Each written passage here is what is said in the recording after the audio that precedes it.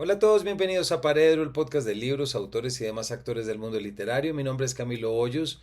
Les cuento que durante el fin de semana pasado estuvimos invitados por Confama, la Caja de Compensación de Antioquia, al Hey Festival Jericó en el suroeste antioqueño.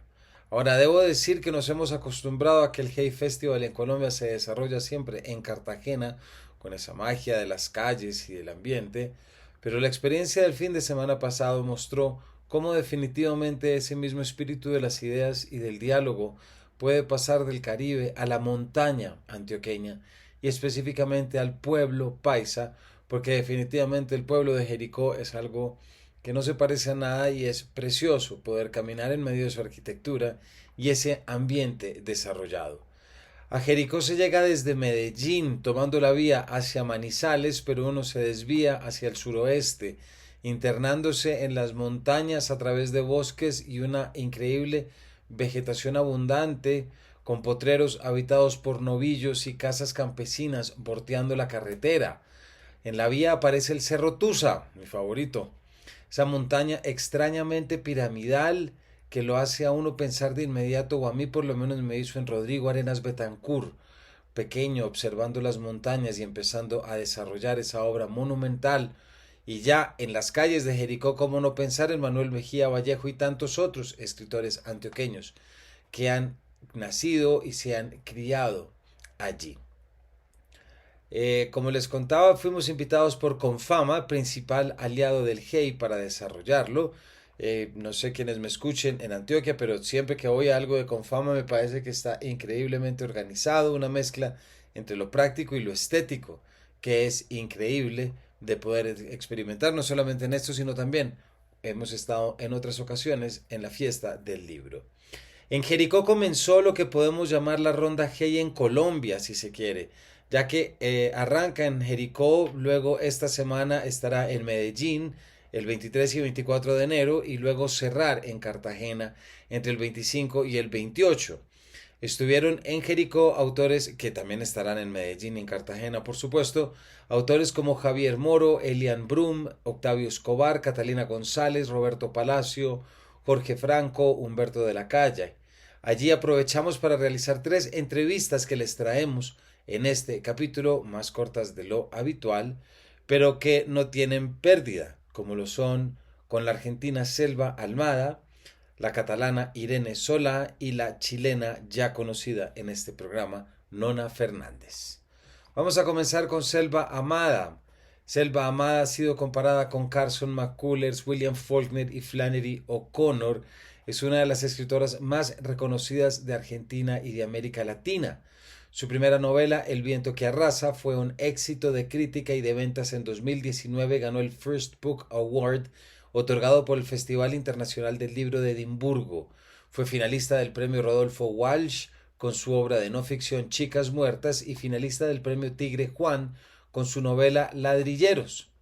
Su obra ha sido traducida al francés, inglés, italiano, portugués, alemán, holandés, sueco, noruego y turca, y su última novela es No es un río, con la que cierra lo que ha llamado su trilogía de varones y que cuenta la historia de 3 hombres que salen de pesca en una isla, 2 de ellos amigos adultos y el tercero hijo de un amigo en común que murió ahogado, en la cual se recrea de forma poética y evocadora estos espacios masculinos.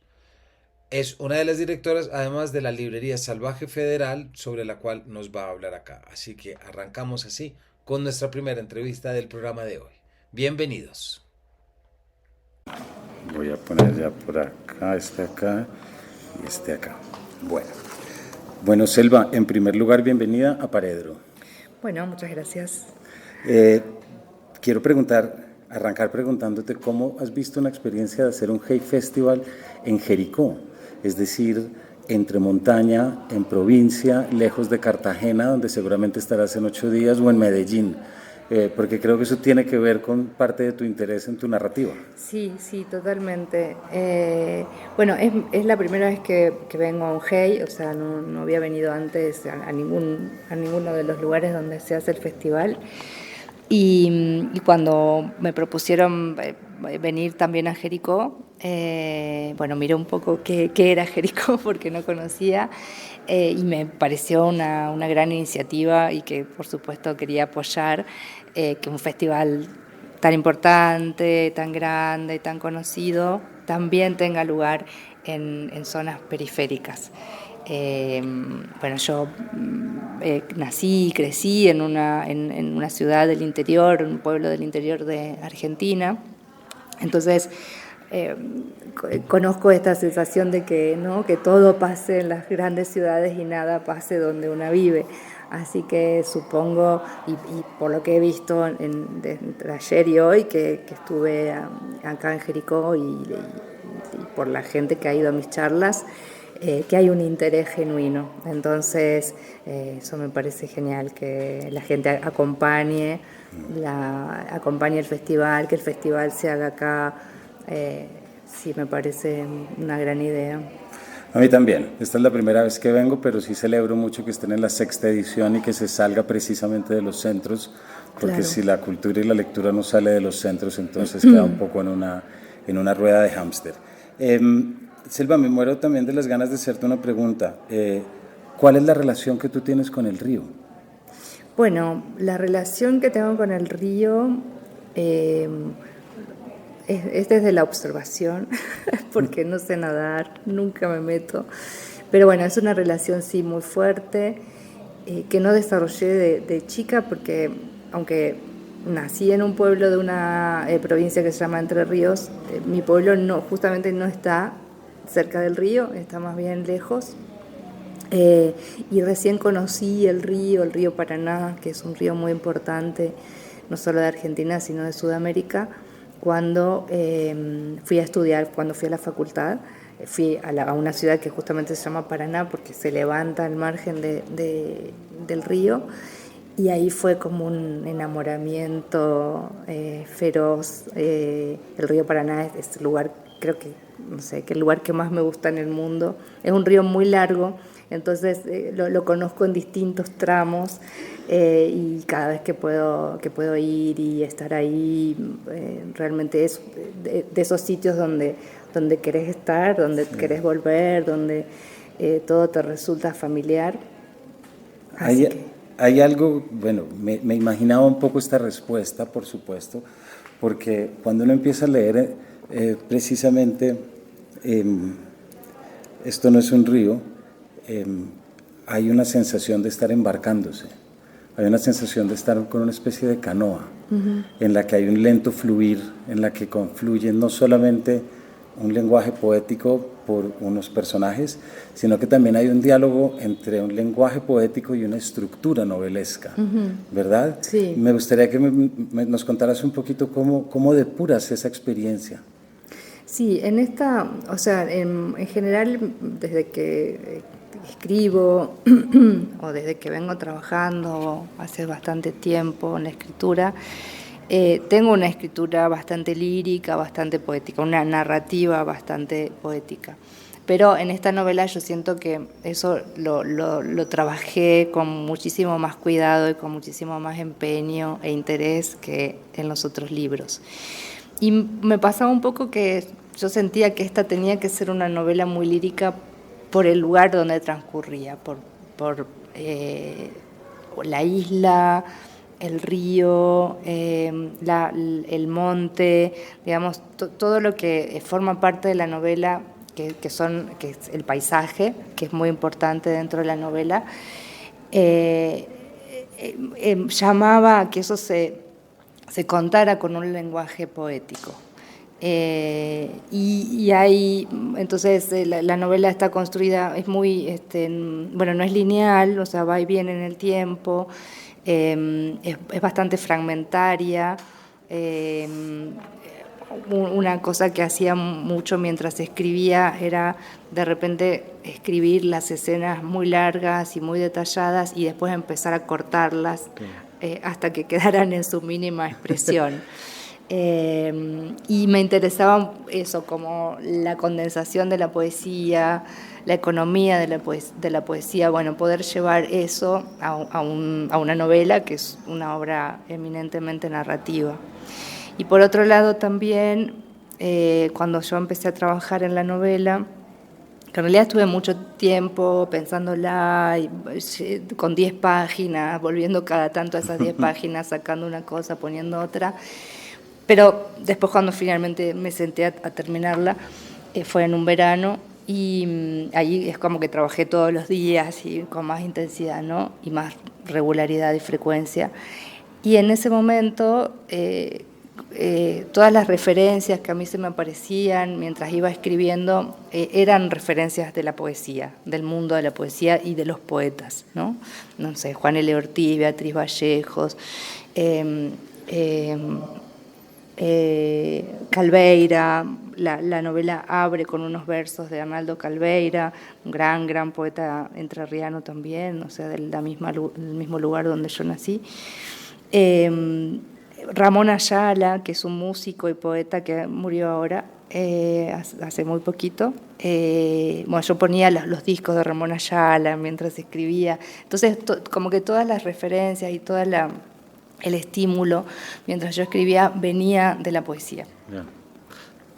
Yo te escuché una frase en una entrevista que me pareció muy bonita, Selva, que decías que era una novela que había que ir con silencio porque si no se espantaban los peces que precisamente se estaban pescando. Claro, porque ¿cierto? como es una novela que empieza con una escena de pesca, entonces yo había empezado a escribir esta novela unos años antes y había escrito bastante, después la dejé para escribir otro libro y cuando volví al año, a los 2 años, releí ese borrador y me pareció esto, ¿no? Como que la novela estaba demasiado contada y la reflexión que hice en ese momento fue ¿cómo puede ser que una novela donde hay una escena de pesca sea tan barullenta, que es como decimos ruidosa nosotros, ¿no?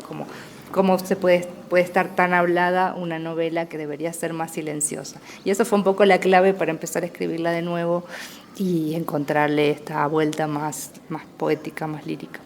Y también hay algo que es muy interesante, Selva, porque hay un silencio, hay una calma, pero sin embargo es la novela que cierra tu trilogía de los varones y se concentra en un mundo masculino en el cual también pones en evidencia violencias, traumas, etcétera. Ahí hay un contraste que usas entre lo natural y lo masculino. Sí, es que bueno, por lo menos en esta parte de Argentina donde yo crecí, la pesca también primero es una actividad netamente masculina y hasta es una especie de iniciación en la masculinidad, ¿no? Yeah. Como los que van a pescar, no hablo de pescar para vender, para comer, ¿no? Sino los que van a pescar como divertimento, ¿no? Como hobby, si quieres llamarlo. Son siempre los hombres. Entonces los hombres van a pescar y se ausentan varios días de su casa. Y las mujeres no participan de ese universo. Y de hecho cuando un hijo varón empieza a crecer, como un paso iniciático es llevarlo a la pesca, ¿no? Yeah. Entonces, bueno, es un mundo muy de los varones la pesca. Aparece esta escena por la que yo empiezo a escribir la novela, que es algo que me cuentan o que yo escucho que cuentan en una sobremesa. Y bueno, me pareció que otra vez, yo no había pensado en una trilogía, como contaba hoy en la charla, hasta que empecé a escribir esta novela. Había escrito otras 2 novelas que también tienen como protagonistas no solo a los varones, sino el mundo de los varones, pero no es que dije, bueno, mi plan es escribir 3 novelas que hablen sobre esto. Pero cuando empecé a escribir No es un río, y ahí dije, bueno, otra vez los protagonistas varones, la pesca, las traiciones, el honor, bueno, que son cosas que yo las relaciono mucho con el mundo de la masculinidad. Y entonces dije, bueno, esta va a ser la que va a cerrar. De repente hay una trilogía y esta novela la va a cerrar. Y bueno, así fue que empecé a escribirla y que otra vez aparecen estos temas que ya están presentes de algún modo en las otras 2. Y una vez finalizada la trilogía, no propuesta, pero conformada, ¿hay algo que sepas o que veas de lo masculino que antes no hubieras visto? Sí, creo que veo, quizás yo, veo más capas, ¿no? Como veo que un mundo, un universo menos simplista del que yo pensaba, okay. o que el que a veces vemos, ¿no? O pensamos, bueno, es un mundo muy básico, el masculino. También, esto yo siempre lo digo, o sea, son ficciones, sí. O sea, no es que no viene a decir nada, una novela sobre nada, digo, concreto y real sobre un tema, pero sí creo que yo, o por lo menos me di el gusto yo como autora, como escritora, de que mis personajes masculinos tuvieran como otras vueltas, otras aristas que los tornaran un poco más complejos, ¿no? Como que pueden ser personajes como son, en las novelas me refiero, muy violentos, pero a su vez tener actos de amor como, por, no sé, Enero Rey, que es uno de los protagonistas de No es un río, que es un tipo violento, pero a su vez cuida a su madre con Alzheimer y ella muere en sus brazos, y bueno, como, no, como que puede tener ubicarse en distintos lugares, lo cual hace que por momentos lo odiemos al personaje y por momentos lo perdonemos, y me parece que eso, por lo menos a mí como escritora y como lectora, me gusta cuando los personajes son un poco contradictorios y te ponen a vos en un lugar contradictorio e incómodo, así claro. Que sí. Y además es el personaje que abre la novela disparándole a la manta, a la raya, a la raya, ¿cierto? Sí. Y hay algo en esto que también te quiero preguntar, ya quizás como última pregunta, Selva, y es ¿cómo es la experiencia de, tú te has concentrado en el mundo narrativo de la provincia, llamémoslo, estos personajes, su masculinidad también está construida desde su estado llamado periférico, o hay algún tipo de masculinidad que, digamos, se atraviesa sin importar esos centros donde habita? Bueno, creo que sí hay, porque de hecho no es que, no sé, la misoginia o el machismo sean solamente problemas de lugares periféricos. Digo, por un lado hay algo que es cultural, ¿no? Que está muy arraigado en nuestras culturas, en toda Latinoamérica, no solo en Argentina, que es justamente por ser tan parte ser tan cultural, llevará mucho tiempo desmontarlo y deconstruirlo.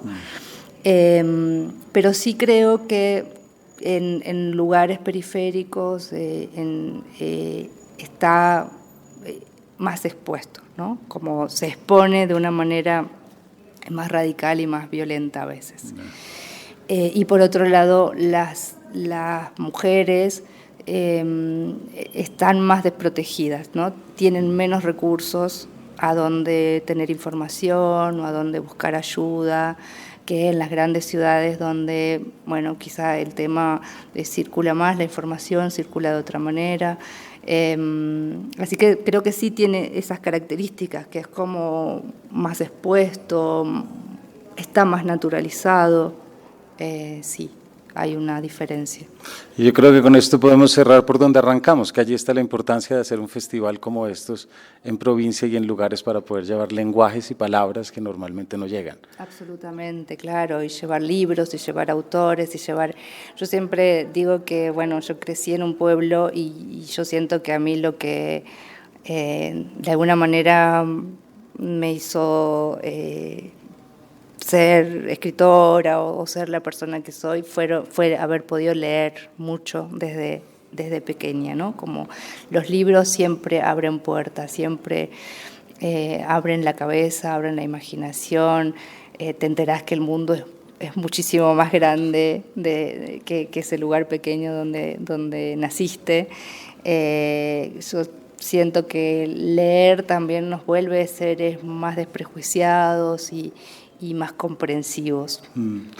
Y por último, quisiera que invitaras a la audiencia a que conozca tu librería online de literatura de provincia, porque creo que también es otra arista que sale de esto. Claro, sí, Salvaje Federal se llama la librería, la pueden encontrar en la web como www.salvajefederal.com, o si no, seguirnos en Instagram, @salvajefederal, y bueno, y ahí pueden ver autores, libros que de repente no conocen, porque muchas veces ni siquiera se conocen dentro de Argentina.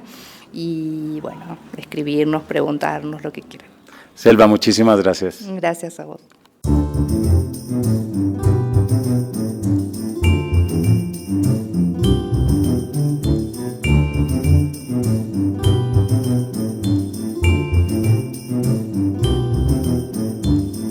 Continuamos con Irene Solá, quien debo decir que es mi primer y más grato descubrimiento del 2024. Irene Solá nació en el pueblo de Maya, en España, en 1990. Es licenciada en Bellas Artes por la Universidad de Barcelona y obtuvo un máster en Literatura, Cine y Cultura Audiovisual en la Universidad de Sussex, en Inglaterra. Sus textos y obras han sido expuestos y leídos en la Whitechapel Gallery y en el Jerwood Arts Centre de Londres, en el Bolit de Girona, en el MAC de Mataró, en el ACVIC, en la Galería José de la Fuente en Santander, en el Festival Internacional de Poesía de Sant Cugat, en la Festa de la Poesía de Sitges y en el Festival de la Poesía. Colabora regularmente con el diario digital de cultura La Llança. Su poemario Bestia, publicado en 2012, recibió el premio de poesía Amadeu Uller y ha sido traducido al inglés en 2017. Su primera novela, Els Dics, ganó el premio Documenta 2017 y la segunda, Yo Canto y la Montaña Baila, recibió el premio de libros Anagrama 2018.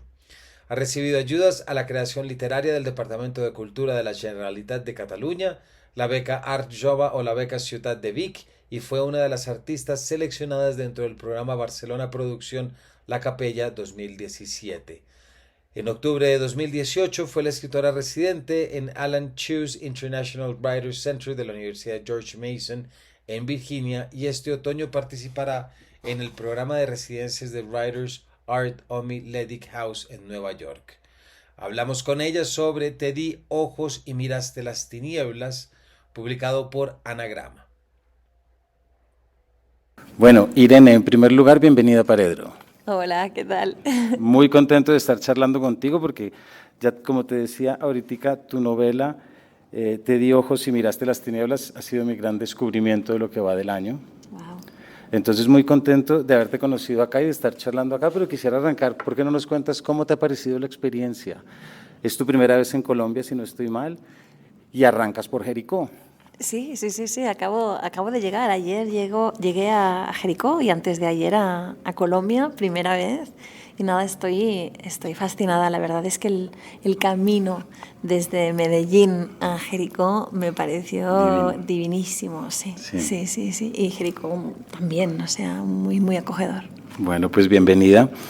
Para hablar de esta novela, y que ya hablaste acá y seguramente estarás en Cartagena, pero quiero arrancar preguntándote, te lo comentaba ahorita fuera pero en los 10 años que yo viví en Barcelona fui mucho a una masía, una de estas fincas antiguas catalanas de trabajo, que quedaba muy cerquita de las Guillerías, donde está la masía, donde está Mas Clavel, la de tu novela.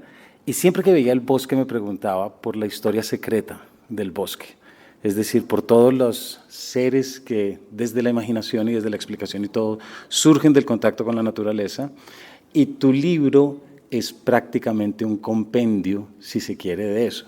¿Por qué no arrancamos por ahí, por ese interés que tienes y cómo logras plasmar tantas historias que tienen que ver con ese aspecto casi, que me atrevo a decir, telúrico de lo catalán?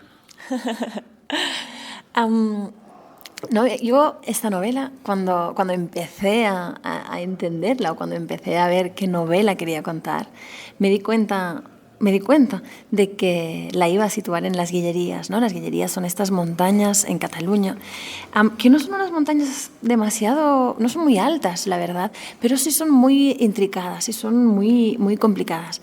Y son un poco el lugar en el que históricamente quien se ha querido esconder en Cataluña ha ido a esconderse. Cataluña no es un lugar en el que sea tan fácil esconderse, no hay tanto espacio donde esconderse, la verdad, entre el Pirineo y el mar, no hay tantos lugares en donde esconderse, pero esas montañas son el lugar en donde esconderse, y todo aquel que se ha querido esconder se ha escondido en algún momento allá, y la novela de hecho está llena de personajes que lo que están haciendo es se están escondiendo, no están eligiendo los caminos obvios de la heroicidad, o por la razón que sea, están eligiendo eligiendo el esconderse, ¿no? En la novela se esconden las mujeres protagonistas de este libro, pero también se esconde la casa, pero van apareciendo personajes y personajes, que si bandidos, que si maquis, que si carlistas, que si los que huyen de los carlistas, que si lobos, que si soldados que eligen no ir a la guerra y por lo tanto esconderse, que si el demonio mismo está escondido entre estas montañas, estos bosques. ¿Y desde el principio sabías que la novela se iba a concentrar dentro de una casa, dentro de una masía?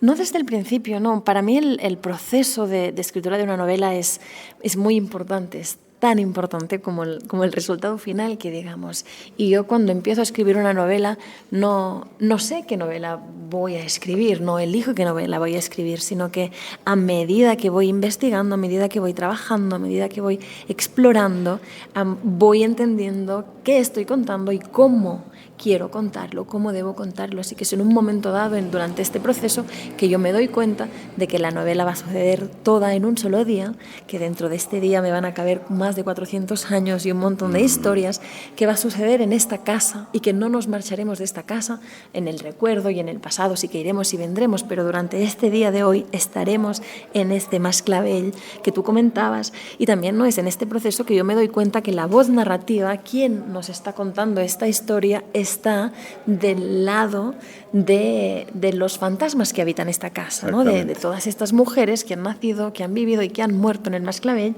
y que ahora, cada cual desde su mirada, cada cual desde su perspectiva, cada cual desde su manera de entender el mundo, nos van contando a trocitos la historia de la familia, la historia de la casa.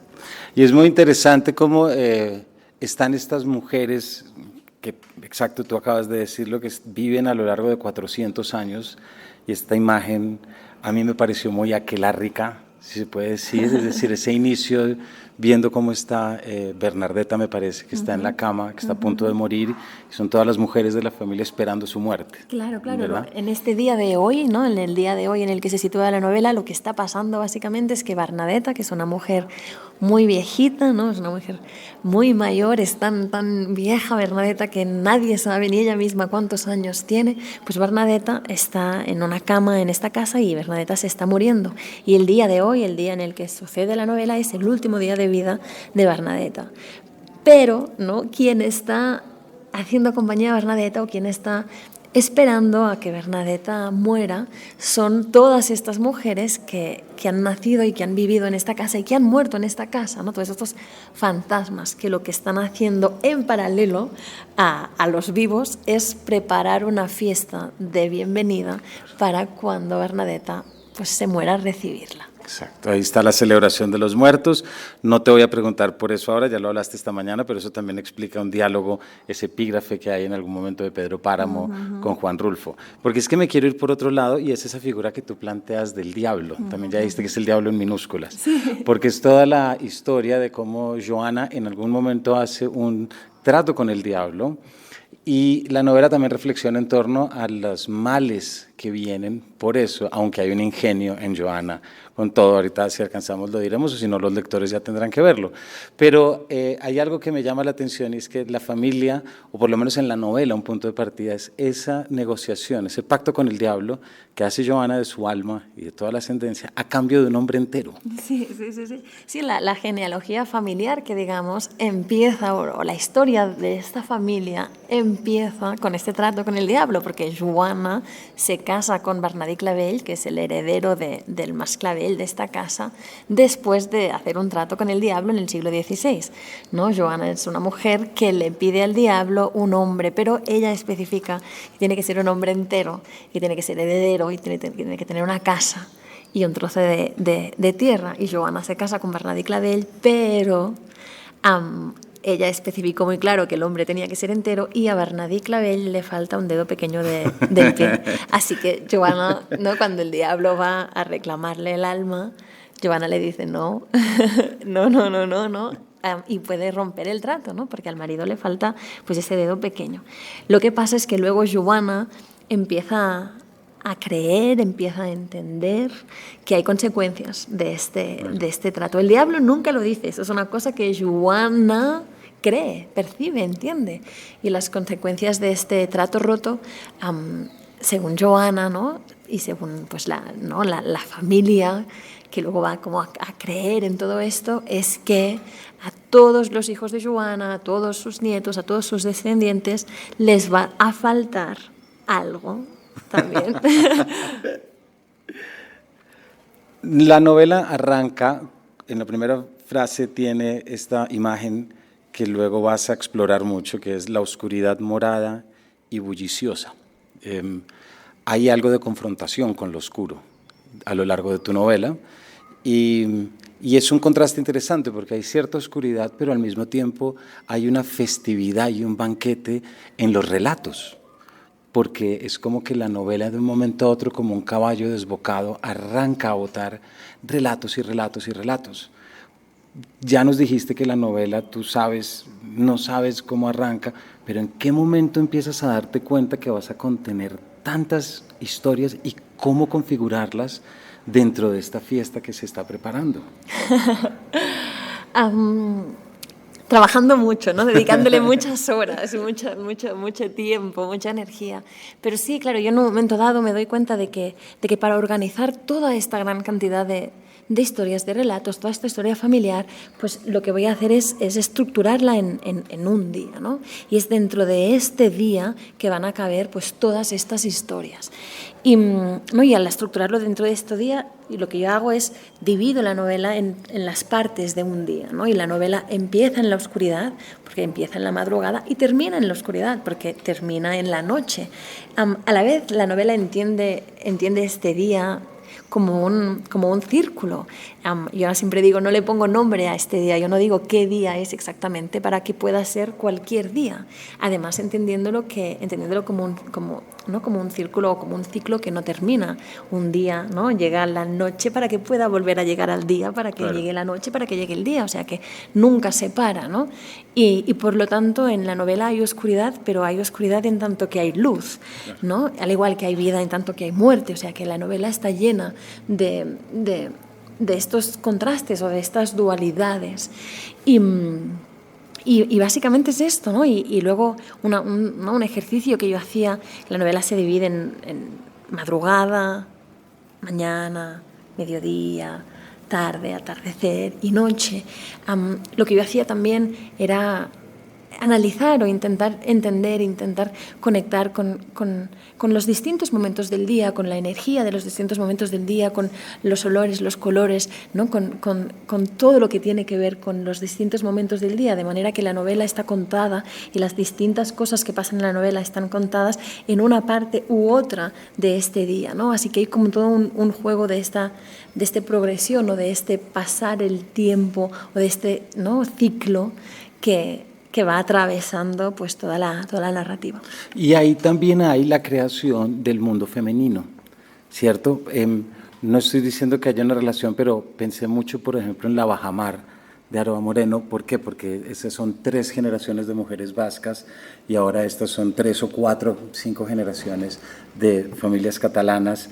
¿Te interesó desde el principio hacer una exploración desde lo femenino? Sí que había, o sea, muy desde el principio, a mí me interesa mucho cuando yo estoy escribiendo a reflexionar mucho en torno a lo narrativo, ¿no? Y en torno a la voz, en torno a la perspectiva, en torno a la objetividad y a la subjetividad de las historias. Así que sí que había unas ganas o una intención de hacer preguntas, ¿no? Y de preguntarse quién ha podido contar su propia historia y quién no, ¿no? O desde qué mirada, desde qué perspectiva se ha contado la historia en mayúsculas y qué se ha considerado relevante, las historias y las vidas de quienes, ¿no? Las acciones de quienes están allá y las de quienes no.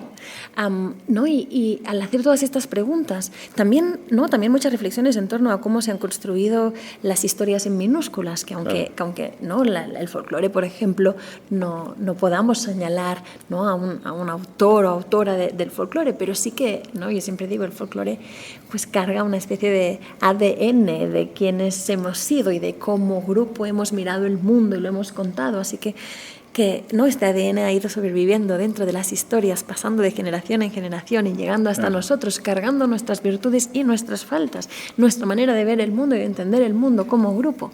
Así que cuando yo empiezo a reflexionar sobre todos estos temas, me doy cuenta de que me interesa para esta novela que la historia esté contada desde esta otra mirada, ¿no? O que las protagonistas de esta historia sean aquellas que en general no han sido las protagonistas, al menos en el contexto donde sucede la novela, de la historia en mayúsculas o de la gran mayoría de historias, de cuentos en minúsculas, ¿no? Y ya no solamente es que sean mujeres, sino que son mujeres viejas, que son mujeres supuestamente abyectas, que son mujeres fuera del canon, que son mujeres feas, que son mujeres muertas, ¿no? Que es desde estos márgenes o desde estas voces, ¿no? que contaremos esta historia. Y Sara te preguntó algo en la conversación de hoy, pero claro, me intriga mucho volvértelo a preguntar. ¿Tú crees en brujas? ¿Crees en algo de lo folclórico? Yo suelo hacerle una pregunta a mis alumnos y cuando estoy arrancando les pregunto que quién cree en brujas, porque a veces tengo la impresión de que alguien que cree en brujas puede ser mejor lector literario que alguien que no. No sé si estoy en lo cierto o no. Yo siempre digo que a mí me interesa mucho a nivel narrativo, o sea, me interesa mucho lo que me ofrecen ciertos personajes, ciertas miradas a nivel narrativo, ¿no? A mí me ha pasado otras veces que me han preguntado, ¿pero tú crees en fantasmas? Y siempre les digo, claro, yo uso el fantasma literariamente, ¿no? El fantasma me sirve mucho literariamente porque está y no está, porque es un personaje, ¿no? que tiene mucho que ver con el recuerdo, que tiene mucho que ver con la memoria, ¿no? con los sitios también, ¿no? Por donde se pasea, ¿no? Y es un personaje que está allí más allá de la muerte, ¿no? O sea, que depende desde dónde estés contando una historia, la muerte es el final, ¿no? La muerte y además a menudo es un final con el que nos relacionamos de manera triste, de manera trágica, pero claro, un fantasma está del otro lado, y un fantasma te puede hablar de la muerte desde un sitio que no sea solamente trágico, solamente final, así que me interesa mucho en estas direcciones. Irene, muchísimas gracias. Y bueno, y lo repito aquí para la audiencia, Te di ojos y miraste las tinieblas. Tiene que ser una de las lecturas de este año. Muchísimas gracias a ti. No, gracias a ti. Hasta pronto.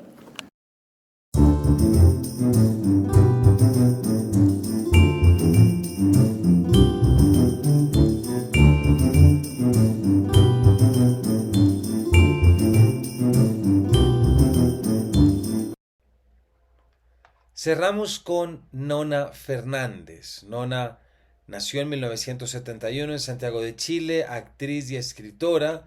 Como escritora ha publicado diversos libros, entre los que destacan las novelas Mapocho, ganadora del Premio Municipal de Literatura Space Invaders, finalista del National Book Award, Chilean Electric, ganadora del Premio Mejores Obras Publicadas del Consejo Nacional del Libro, y La Dimensión Desconocida, distinguida con el premio Sor Juana Inés de la Cruz, otorgado por la Feria del Libro de Guadalajara y finalista del National Book Award.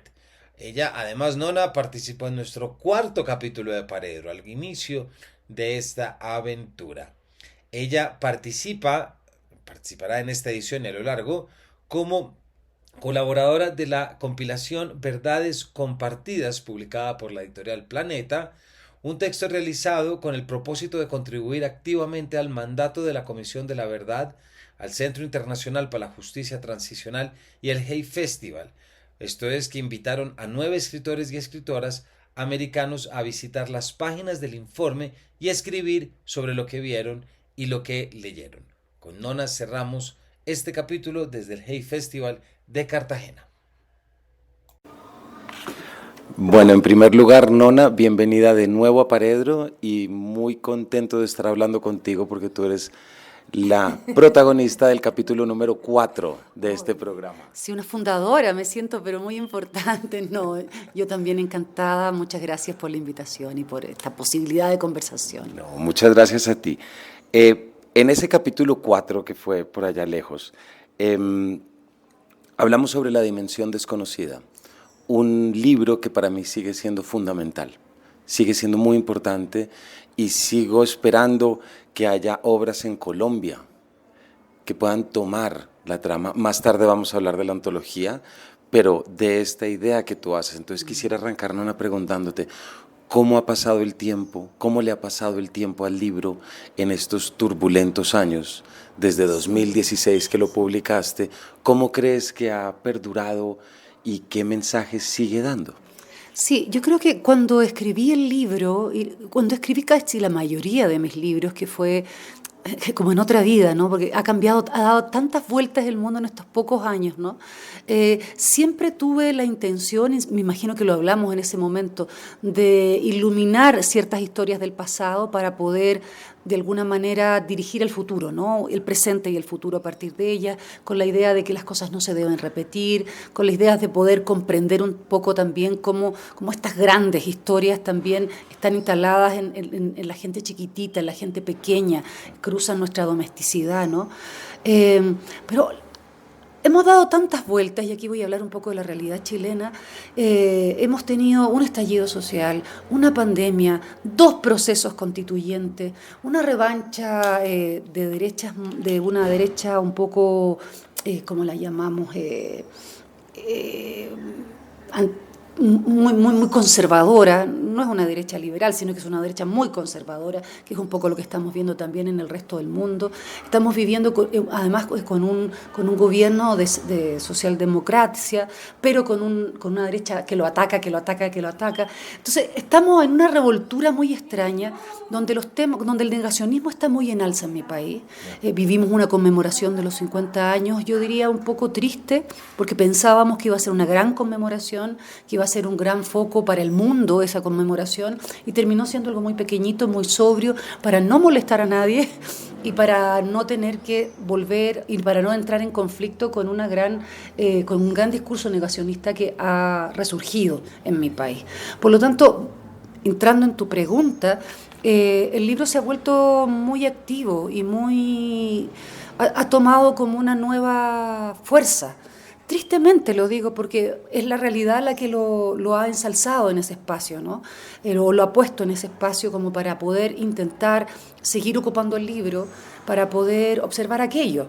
Que ojalá, yo siempre, por supuesto la literatura es un espacio que ojalá siempre sea lanzado al futuro, y ojalá, pienso, mis libros tengan un goce estético más que un goce discursivo en algún momento.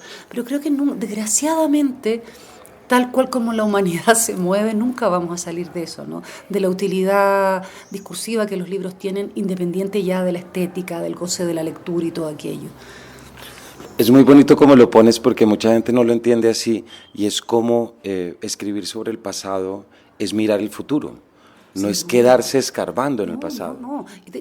De hecho, siempre que como ha sido una de mis obsesiones trabajar el tema del pasado, creo que la única manera de hacerlo es a partir del presente. O sea, el pasado se mira para iluminar el presente, para confrontarlo con el presente, ¿no? Y para que nos sirva en el presente. Porque a lo mejor ese mismo pasado en el futuro va a tener otra luz, otra herramienta, porque ese futuro lo va a mirar de otra manera.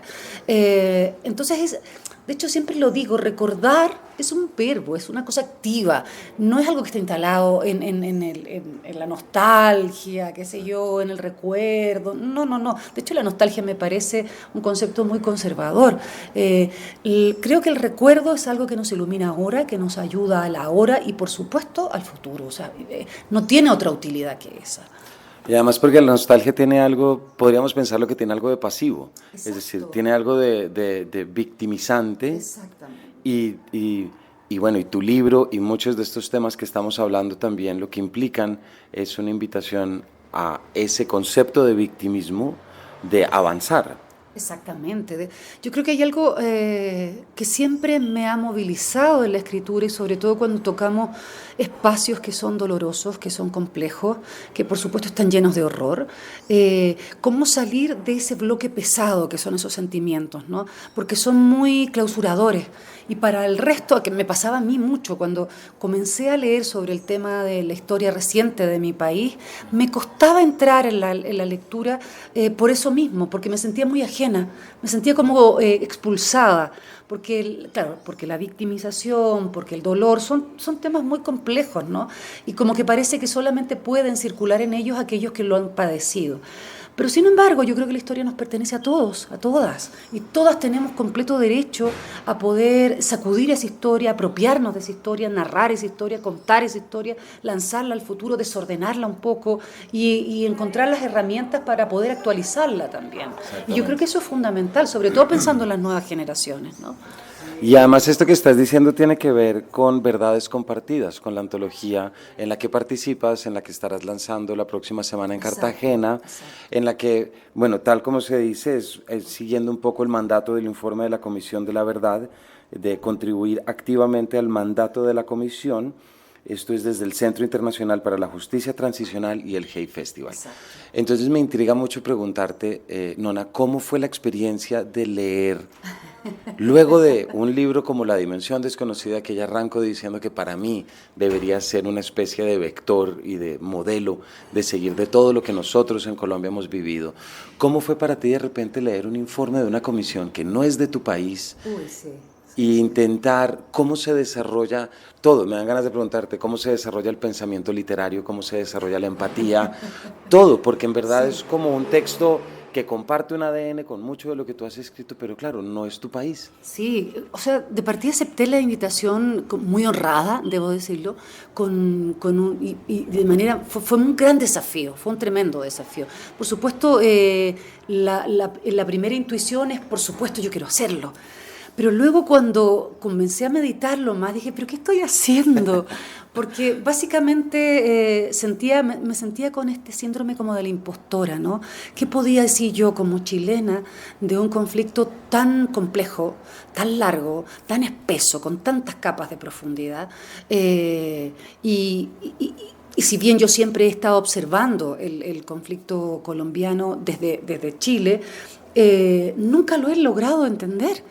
Pero también pensé, esta es mi oportunidad, aquí voy a entender más, ¿no? Aquí leyendo el informe, conviviendo también con mis compañeros que están escribiendo y con quienes nos invitaban, yo creo que voy a poder entender un poco más.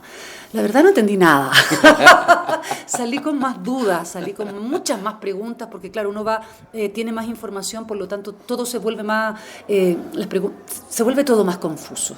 Mucho punto de vista, muchas capas, algo que comienza de una manera, se va desvirtuando, termina en otra, empiezan a sumarse muchos actores a la trama, ¿no?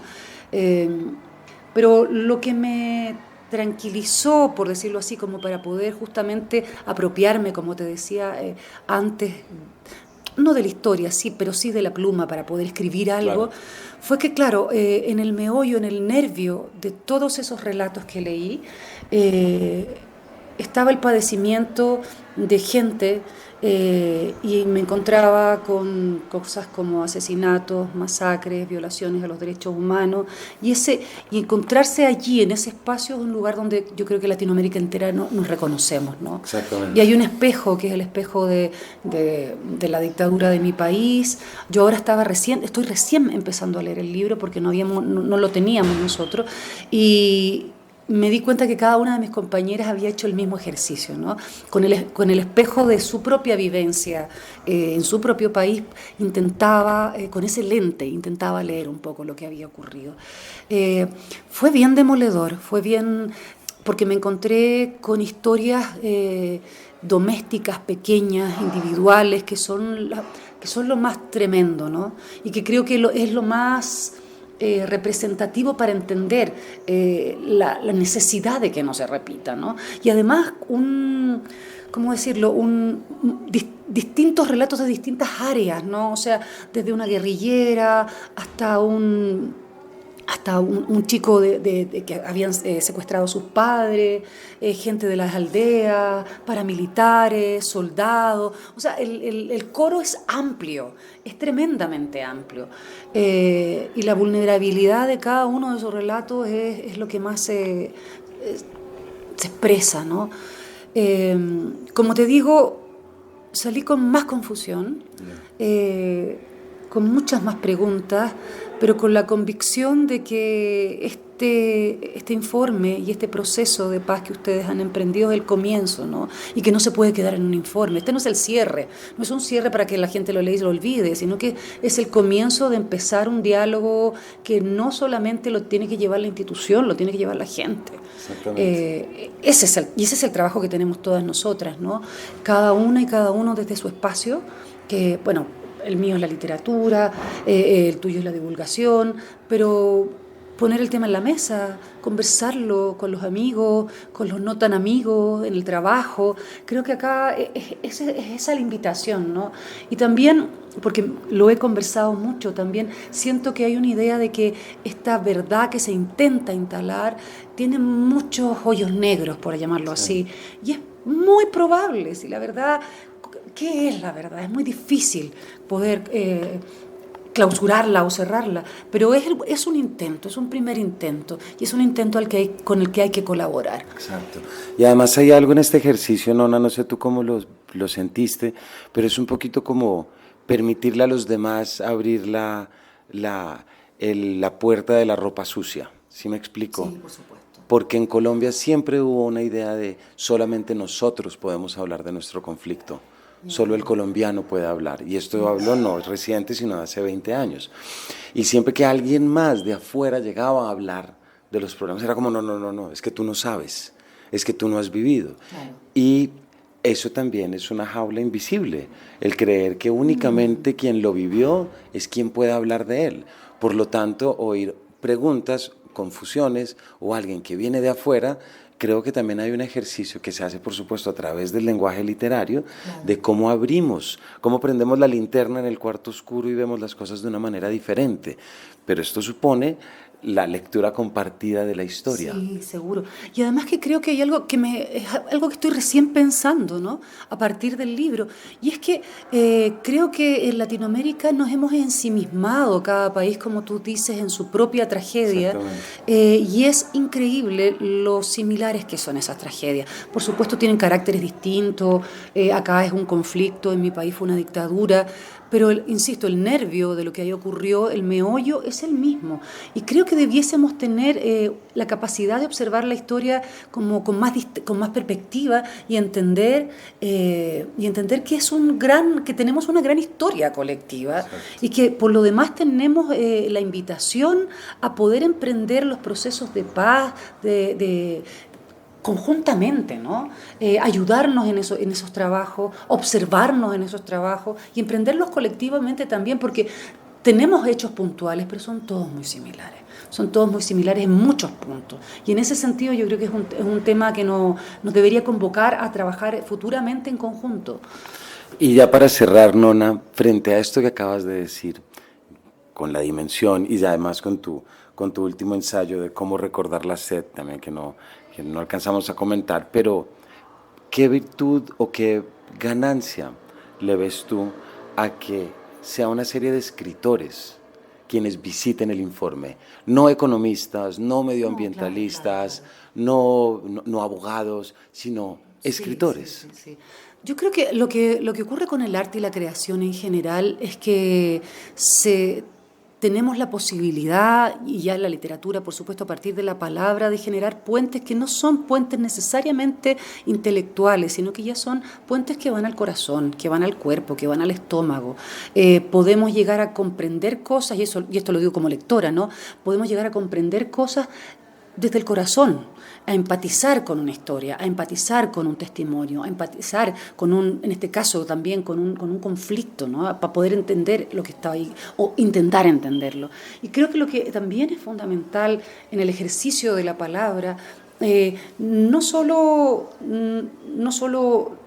porque queda también, porque ese ejercicio de traerlo creativamente queda, y no solamente queda para el ahora, sino que queda para el futuro, es que por lo menos a mí me ocurre cuando leo o cuando veo una película o una obra de teatro, yo soy la que protagonizo esa historia, ¿no?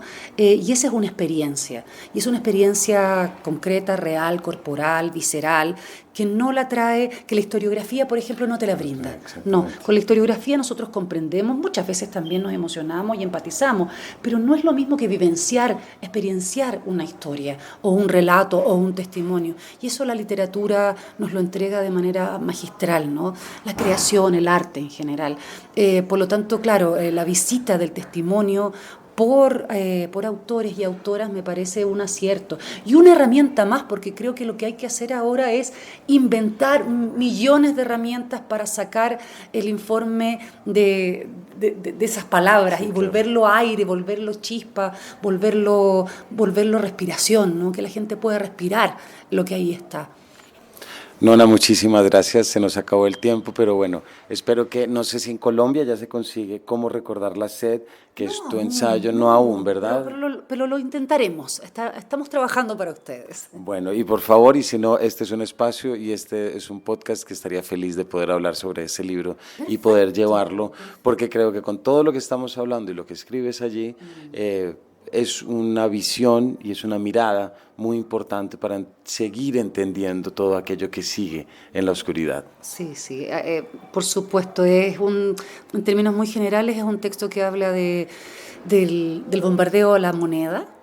Fue escrito en la conmemoración de los 50 años que ocurrió el año pasado, y la obligación que tenemos de seguir recogiendo los escombros de ese edificio, que es el primer cuerpo que fue golpeado, por decirlo así, y recomponiendo una historia, ¿no? Seguir leyendo las ruinas, seguir leyendo las cenizas, para poder entendernos, básicamente, ¿no? Muchísimas gracias, Nona. No, gracias a ti, Camilo.